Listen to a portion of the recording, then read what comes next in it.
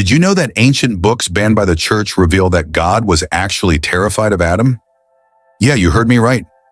God, the allegedly all-powerful creator of the universe, was scared of a single man. Hidden Gnostic scriptures, like the Apocalypse of Adam on the origin of the world and the secret Gospel of John, expose secrets that have been kept from us for centuries. And these texts were so terrifying to the church that they tried to destroy them all and persecuted anyone who had them as heretics. We're going to uncover why Adam was such a threat to God and how this ancient knowledge can transform your understanding of reality.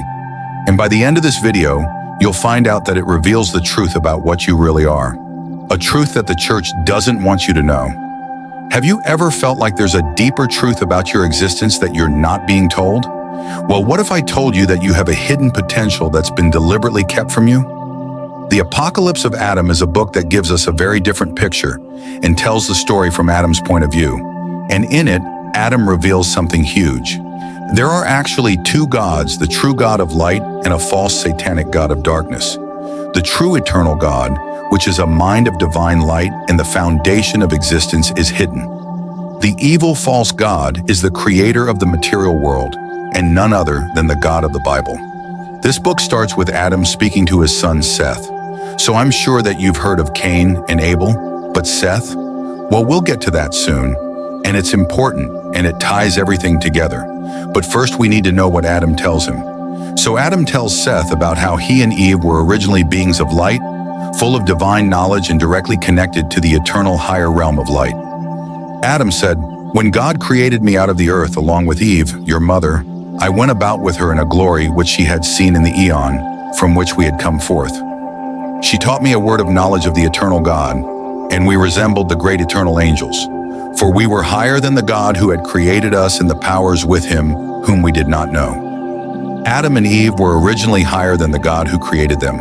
But how does that make sense? Well, you'll notice that Adam makes a distinction between the God who created him out of the earth versus the eternal God. Adam said the eon from which we had come forth, meaning that God of the Bible didn't actually create Adam, he just made Adam's body. But if our bodies are just shells, then what are we really? What's our true nature? Originally, Adam and Eve were beings of light and knowledge, and their true selves originally originated from a divine realm, the realm of the true God.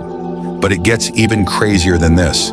Adam continues, "Then God divided us in wrath, then we became two eons.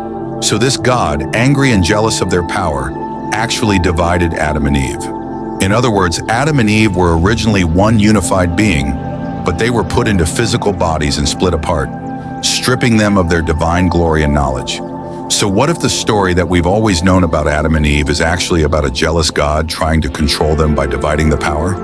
After all, doesn't the biblical story where God makes the tree of knowledge forbidden make a lot more sense when it's understood as an attempt to keep them from gaining knowledge?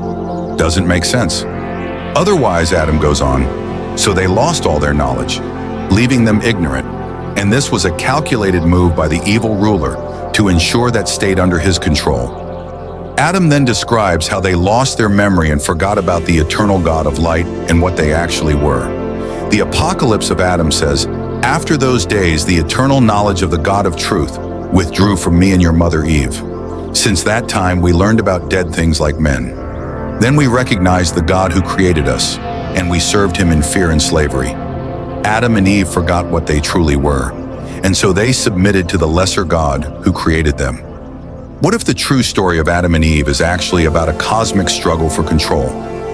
This book, The Apocalypse of Adam, it starts more or less in the middle of the story. Where did Adam actually come from? What was he before he became trapped in a body? Well, the book on the origin of the world describes what happened before humans and even the physical world were created. According to On the Origin of the World, the universe is much more layered and complex than the simple creation story that we know from the Bible. Like the Apocalypse of Adam, this book reveals that Adam was originally a being of light known as an eon, and was infinitely more powerful than the Creator God, who is not the true God.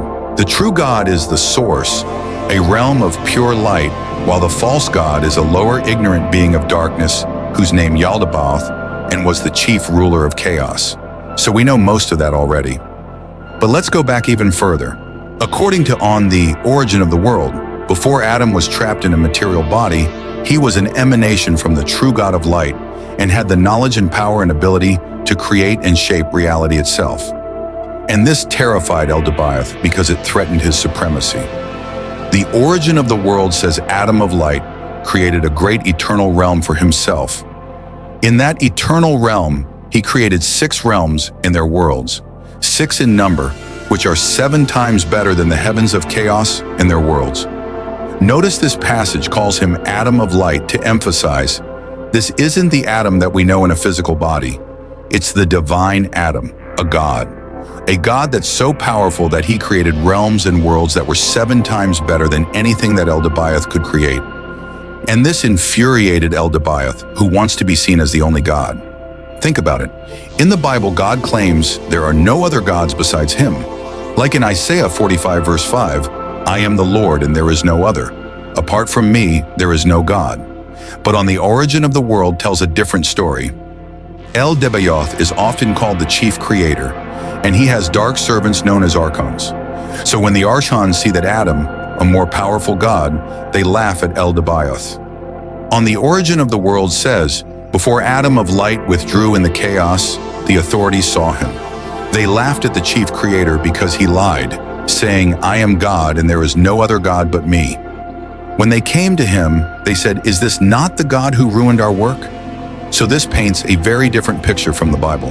Here the authorities, or archons, are mocking Eldebaoth because he claimed to be the only God. And they pointed out that Adam is clearly a far more powerful God that puts their creations to shame. So what did they do?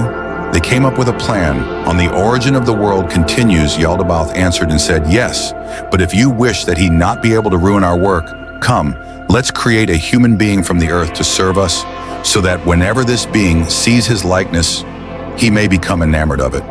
Then he will no longer ruin our work, but we shall make those who are born from the light our servants through all the time of this age.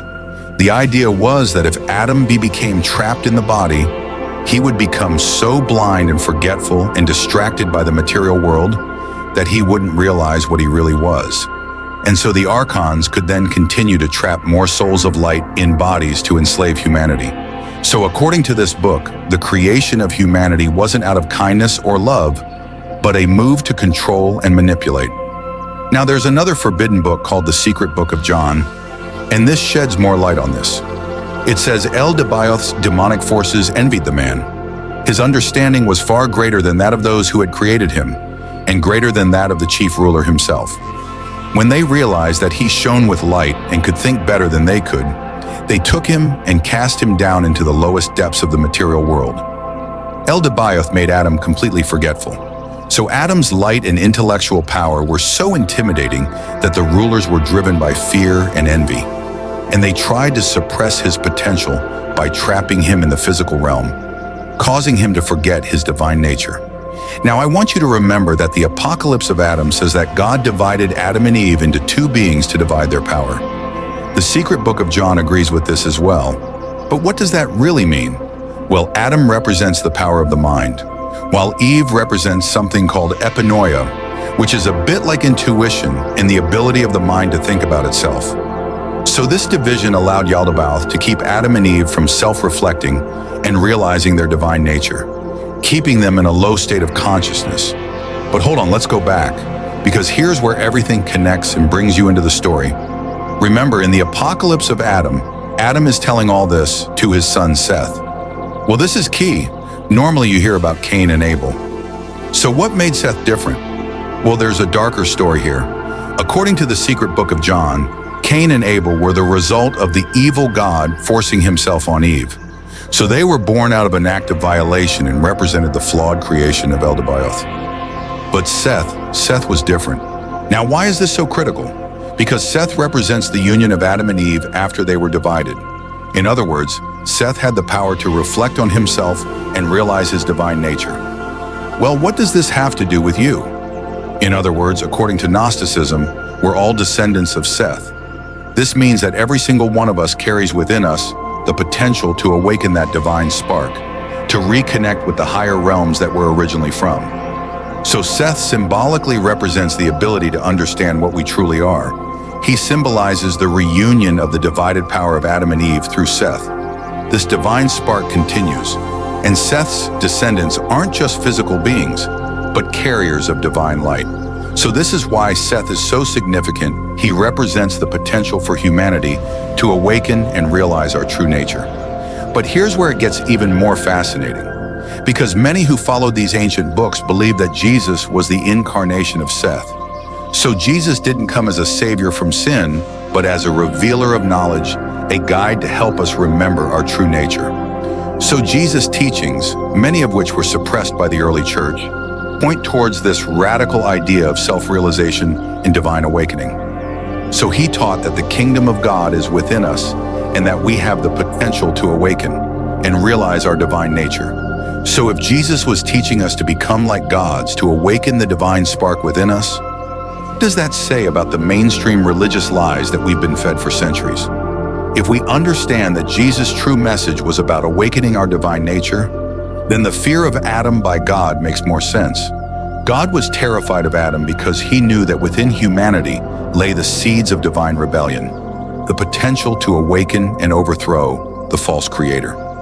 The fear of Adam by God, as depicted in ancient books, isn't just about one person. It's about the potential of all humanity, the divine spark within us that could ignite, leading to a mass enlightenment that would render the false god powerless. Now, if we accept that we have a divine spark within us, the question is, how do we awaken it? In the Gospel of Thomas, Jesus says, "When you know yourselves, you will understand that you are children of the living Father." This means that self-knowledge is the key to unlocking our divine potential. By truly knowing ourselves, we can realize our inherent divinity. In the Gospel of Thomas, Jesus also said, "If they say to you, 'Where have you come from?' say to them, 'We have come from the light, from the place where the light came into being by itself. We are its children.'" Now, it's critical to understand that these ancient books are metaphors and symbolic. These events didn't actually happen. They're stories to help us realize what we really are. Adam and Eve are depicted as beings of light, and this symbolizes the divine knowledge and connection to the higher realms that humans possess. They're a metaphor for divine connection. Seth, as the son of Adam and Eve, represents our ability to self-reflect and discover that inner divinity. And Christ represents the activation of this inner divinity, Christ consciousness, a higher state of mind. So El-Dabaoth isn't actually the creator of the material world. El-Dabaoth represents ignorance and the obstacles that keep us from fully realizing our potential. So modern-day Christianity can be seen as a tool of El-Dabaoth. It's a false light that has twisted the message of Christ and perpetuates the ignorance of our true nature, keeping us locked in bondage. The original message was one of self-realization and divine awakening. We're not meant to be Christians, we're meant to be Christ.